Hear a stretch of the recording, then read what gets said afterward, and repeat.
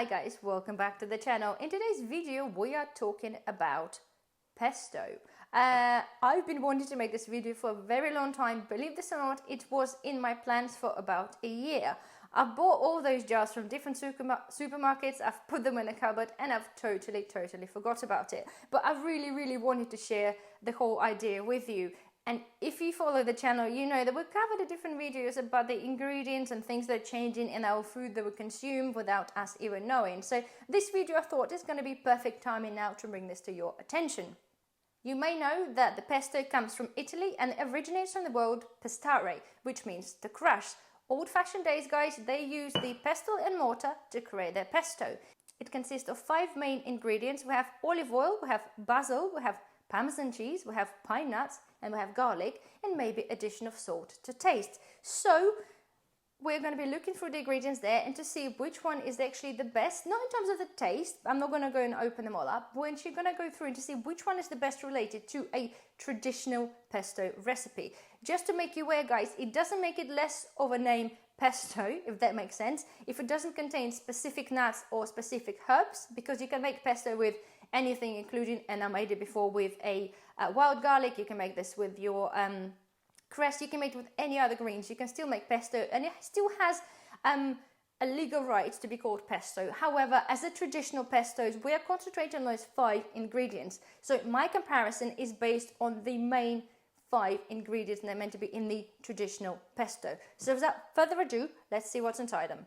So first one, okay, we're going with the Cucina Pesto from Aldi, which is their bottom range or the normal range of the pesto. So, okay, as ingredients, we're talking about sunflower seed oil. Just to mention you guys as well, it has to be olive oil or virgin olive oil, okay? So this one here, it's got sunflower seed oil, doesn't tell you the percentage. We have 36% basil. We have cashew nuts, 5% rather than the pine nuts. We have Grana Padano cheese, which is also Italian cheese. It's got 5%, that's okay. We have preservatives, glucose, salt. We have potato flakes, okay? And then we have some paprika, turmeric, acidity regulators, and so on. So that's, to me, so far, it's not very pesto-y, okay? Considering we only need 5 ingredients. And I totally appreciate, all right, it's got to be for the shelf stable. However, this is a little bit too many ingredients for me. Right, number 2 we have it's the Gomo Pesto Gimonese. This one is from Asda. Okay, so ingredients are here. We have 41% basil. We've got sunflower oil with no percentage. We have water. Okay, water. We have the Grana Padano cheese, again, which is Italian cheese. It's got 4%. We've got salt, we've got the rennet, we have cashew nuts only at 2%, we have vegetable fiber, sugar, extra virgin olive oil with that the percentage, that means it's probably like 0.1%, and then we have some Pecorino Romano cheese as well. We have pine nuts without any mentioning how much there is. We have a potato starch, we have garlic, salt, and all the other nonsense that comes with that. So it doesn't particularly sound that good. Okay. So this one here is a Sacla, which make you think this is meant to be the market leader according to the price. Okay, so, right, and this is a little bit scary, guys. They do not mention any percentage at all apart from a basil percentage. So we have here sunflower seed oil, sorry. We have Italian basil at 36%. We have cheese. And it says they're medium fat hard cheese, Parmigiano Reggiano cheese, and Pecorino cheese. Okay, there's no percentage in that. And we have cashew nuts, salt, glucose, potatoes, crushed pine kernels, extra virgin olive oil, spices, flavorings. And again, nothing has a percentage to that. So to me, it's a little bit questionable, okay? Because when somebody doesn't put the percentage in it, that means, again, it could be absolutely marginal. So far, I'm really not impressed with that one. Now we have Filippo Berrio, again, one of the market leaders.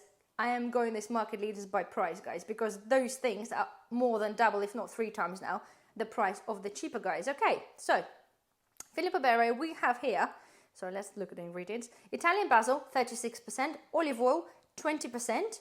We have Grana Padano cheese, doesn't tell you the percentage. We have cashew nuts, so again, there's no pine nuts here.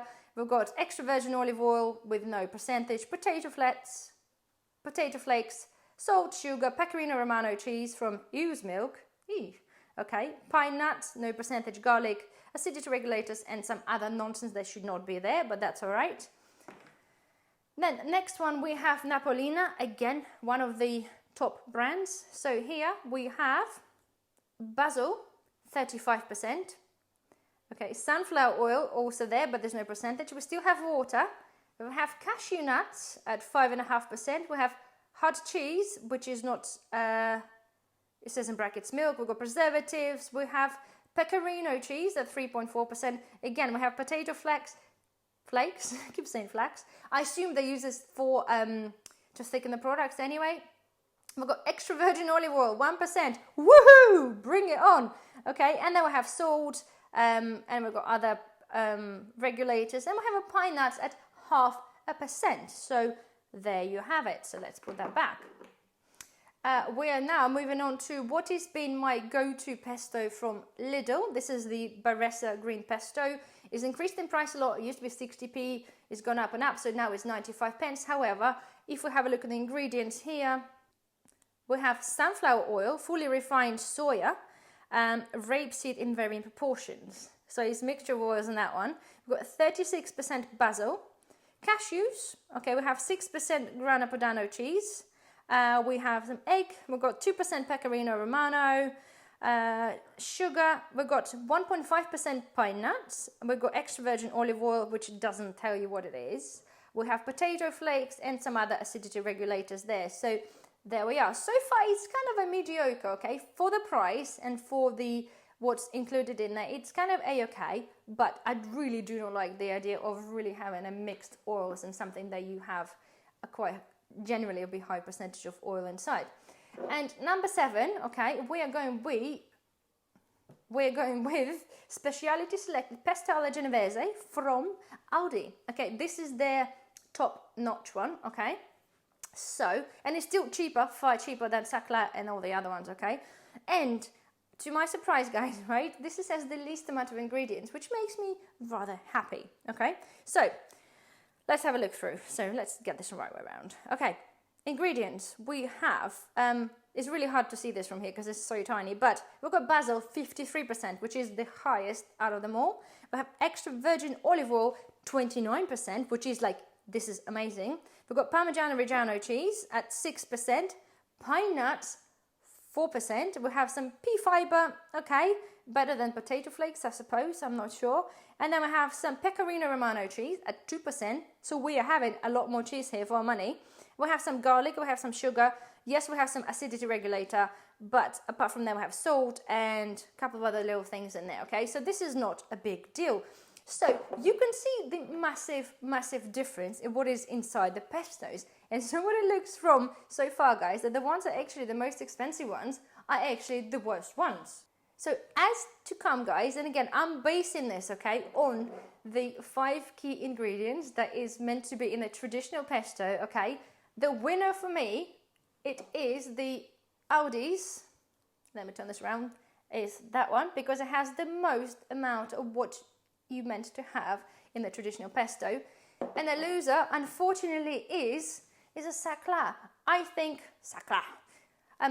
it's absolutely a shame, to be fair. That those things here, right, I'm pretty sure they're like £2.75 or £2.45 for the jar. This is absolutely ridiculous. The Aldi one, I'm pretty sure that was under £2, which is a still massive difference. Yes, guys, it's not the same, not as cheap as those ones here. However, to me, this is an absolute winner for the traditional pesto. Again, guys, you can make your own choices. It's, as I said before, it's not what is right or wrong, but it's for traditional pesto. To me, this is a winner for the ingredients. Again, it's down to taste preferences. Some people may be allergic to pine nuts. It's totally understandable. But what really gets me cross, guys, as we mentioned this before, is brands like this that put absolute shit inside the pesto and then charge you the fortune. And again, I'm not taking the consideration the price, the size of this jar, because I bought this from the Costco, okay, it's a bigger jar.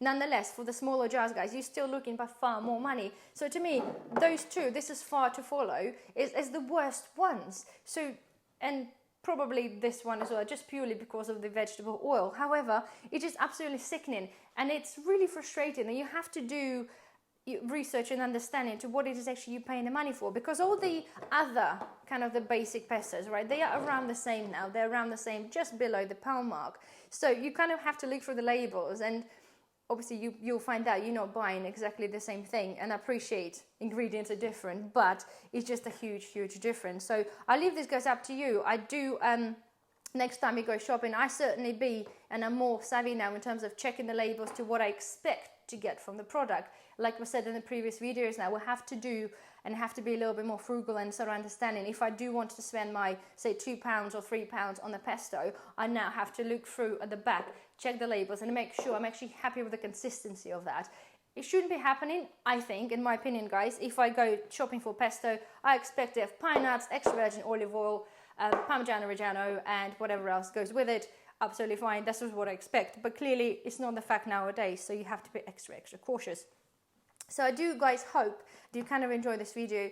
I will be doing another video on the honey and some other things as well. If you have any suggestions, something you want me to go through the labels and compare to see what actually is the best item to have, then please comment below. Otherwise, guys, well, thank you very much for watching, and I'll see you in the next video. Bye-bye.